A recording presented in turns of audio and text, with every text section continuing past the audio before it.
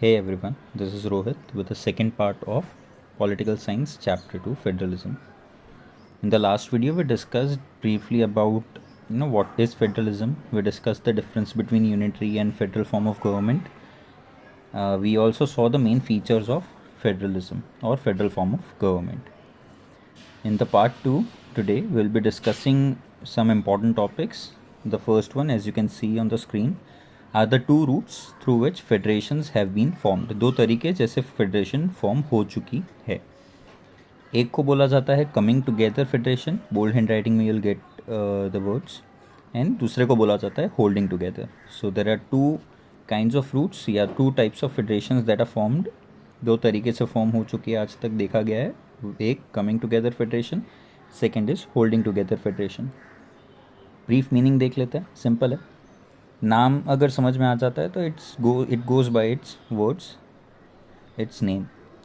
Coming together federation means independent states, अलग अलग territories, अलग अलग states when they decide that they will come together. एक independent, बहुत सारे इंडिपेंडेंट स्टेट्स जब डिसाइड करते हैं, म्यूचुअली अग्री करते हैं कि वो एक लार्जर यूनिट बनाएंगे साथ में आके, और साथ में आएंगे तो क्या होगा, उनकी आइडेंटिटी प्रोटेक्टेड रहेगी, उनकी सोवरेनिटी मतलब कि इंडिपेंडेंस मेंटेन रहेगी और ज़्यादा पावरफुल बनेंगे, एंड दिल बिकम मोर सिक्योर. बाहर से कोई अटैक करे या कोई भी किसी भी तरीके की उनको सिक्योरिटी ईजिली मिल जाएगी, because now they have become a larger unit. So coming together word से क्या पता चलता है, जब बहुत सारे छोटे छोटे इंडिपेंडेंट स्टेट्स जो है फेडरेशन के साथ में आगे एक लार्जर फेडरेशन बनाते हैं, फॉर्म्स अ बिगर यूनिट. इस तरीके के फेडरेशन को बोला जाता है कमिंग टुगेदर फेडरेशन, बिकॉज छोटे छोटे इंडिपेंडेंट स्टेट्स साथ में आ रहे हैं जो पहले अलग थे लेकिन अब साथ में हैं. ऐसे फेडरेशंस कहाँ पे फॉर्म हुए हैं, तो US, Switzerland and Australia are examples given in the textbook. अब इसमें किस तरीके का पावर शेयरिंग अरेंजमेंट देखा जाता है, मतलब अगर यूनिट्स है तो उनमें पावर्स कैसे कैसे शेयर किए जाएंगे.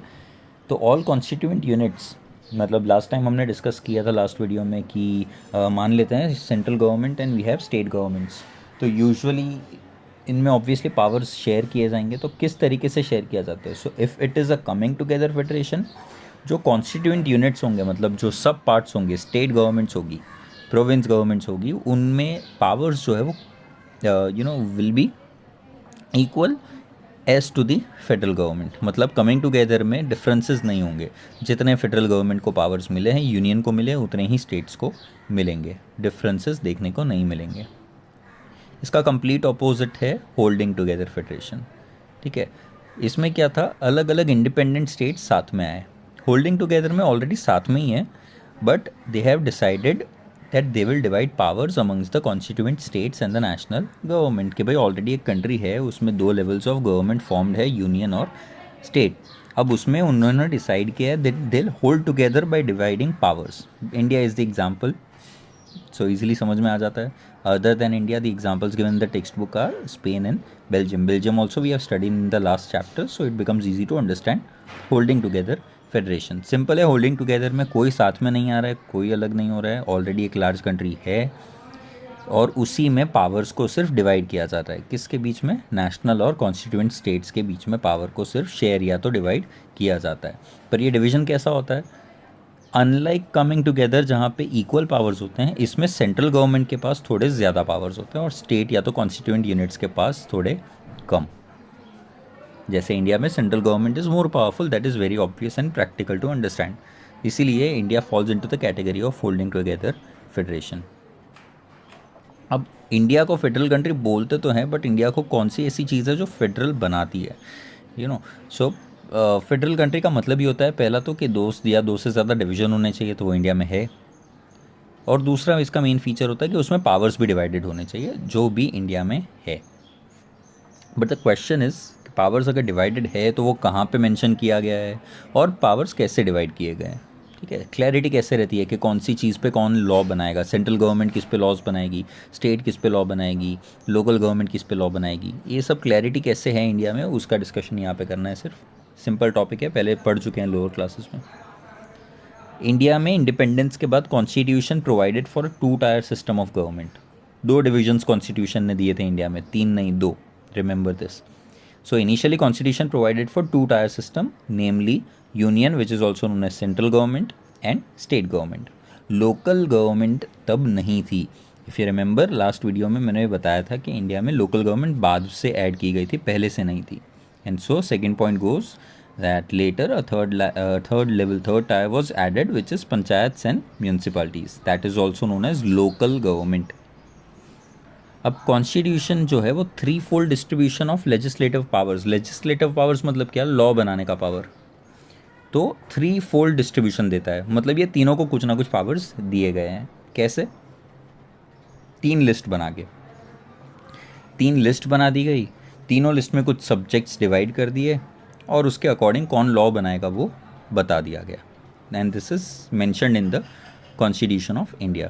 तो ये तीन लिस्ट कौन सी हुई? पहली union list, second state list, third concurrent list. As I said previously, lower classes में पढ़ चुके हैं, you might recall some of the points which would make it easy to understand. देख लेते हैं कौन से सब्जेक्ट कौन से लिस्ट में आते हैं और उस पर लॉ कौन बना सकता है। यूनियन लिस्ट, ऑब्वियस नाम से पता चल रहा है कौन लॉज बनाएगा इसके सब्जेक्ट्स पे, यूनियन गवर्नमेंट, मतलब कि सेंट्रल गवर्नमेंट, इसीलिए इसको यूनियन लिस्ट बोला जाता है। कौन से सब्जेक्ट्स की लिस्ट है ये? ऑब्वियसली सेंट्रल गवर्नमेंट बना रही है, मतलब कि नेशनल इंपॉर्टेंस होल्ड करने वाले सब्जेक्ट्स होंगे। ऐसे सब्जेक्ट्स जिसमें चेंजेस की वजह से पूरी कंट्री अफेक्ट होती है, हर एक स्टेट अफेक्ट होता है, सारे सिटीजन्स अफेक्ट होते हैं, या तो ऐसे सब्जेक्ट्स यू कैन से जिस पे कॉमन लॉज होना बहुत ज़रूरी है, कॉमन पॉलिसी पूरी कंट्री में होना ज़रूरी है, वो इसमें आ जाएंगे। Example defence, foreign affairs, banking, communications, currency etcetera. So ये सारे सब्जेक्ट्स पे अगर लॉ बनाना है तो कौन बनाएगा? Union government. और कौन सी लिस्ट में आते हैं ये subjects? Union list. And not only union government will make laws, but union government alone will make laws. Remember that. इसको किसी की कंसल्टेशन की रिक्वायरमेंट नहीं है, वो खुद ही इस पे लॉज बनाएगी। सेम तरीके से ऐसे कुछ सब्जेक्ट्स इस पे सिर्फ स्टेट गवर्नमेंट लॉज बनाएगी, उसमें सेंट्रल का कोई रोल नहीं है, वो सब्जेक्ट्स आ जाते हैं स्टेट लिस्ट में। Like police, trade, commerce, agriculture, irrigation etcetera, ये सारे सब्जेक्ट्स का है, स्टेट रिलेटेड है, तो वो स्टेट गवर्नमेंट्स पे छोड़ दिया गया है कि आप लॉज बना सकते हैं अलोन। अब ऐसे सब्जेक्ट्स जो स्टेट लेवल पे भी इंपॉर्टेंस होल्ड करते हैं और नेशनल पे भी इंपॉर्टेंस होल्ड करते हैं, उस पर सेंट्रल गवर्नमेंट मतलब यूनियन गवर्नमेंट और स्टेट गवर्नमेंट मिल के लॉज बनाएगी। ठीक है, because these are the subjects of common interest. Examples are marriage laws, divorce, succession, adoption, trade unions, forest, ये सब इसमें आ जाते हैं, जो सिर्फ स्टेट या सिर्फ कंट्री को अफेक्ट नहीं करते, दोनों को करते हैं। इसीलिए both union and state government will make laws over this subjects. But the question is कि अगर यूनियन और स्टेट इस पे लॉज बनाते टाइम इनमें कोई क्लैश होता है कि भाई मान लेते हैं कि कॉन्करेंट लिस्ट के सब्जेक्ट पे लॉ बनाते टाइम यूनियन गवर्नमेंट हाँ बोल रही है, स्टेट गवर्नमेंट ना बोलती है, तो क्या होगा? So in case of clashes the decision of union government will prevail, कि भाई यूनियन गवर्नमेंट जो बोलेगी वो लास्ट होगा। This is another power of the union government and thereby India falls into holding together. Holding together में अभी हमने देखा कि यूनियन मतलब सेंट्रल गवर्नमेंट के पास पावर्स ज़्यादा होते हैं as compare to state government. अब ऐसे भी तो कुछ सब्जेक्ट्स होंगे कि जो कॉन्स्टिट्यूशन में ये सब लिखने के बाद ऐड होते जा रहे हैं। जैसे टेक्नोलॉजी चेंज होगी तो आईटी सेक्टर पूरा डेवलप हो गया, अब वो आईटी सेक्टर कॉन्स्टिट्यूशन बना था तब तो था नहीं, तो उसको तो हमने कहीं ऐड किया ही नहीं होगा। ऐसे बहुत सारे subjects with passage of time नए आते रहते हैं, तो हम उसको instead of dividing into these three lists, उसको हम अलग से सब्जेक्ट्स के लिस्ट में डाल देते हैं, जिसको बोला जाता है रेसिड्यूरी। अब साइंस में भी we have already read, you might have heard of the word residue. Residuary का मतलब क्या होता है? जो लास्ट में बच जाता है। तो ये कुछ ऐसे सब्जेक्ट्स हैं जिसको हमने अभी तक किसी भी लिस्ट में ऐड नहीं किया, उसको हमने बना दिया रेसिड्यूरी सब्जेक्ट। ये ऐसे सब्जेक्ट है जो कॉन्स्टिट्यूशन बनने के बाद नए नए डेवलप हुए।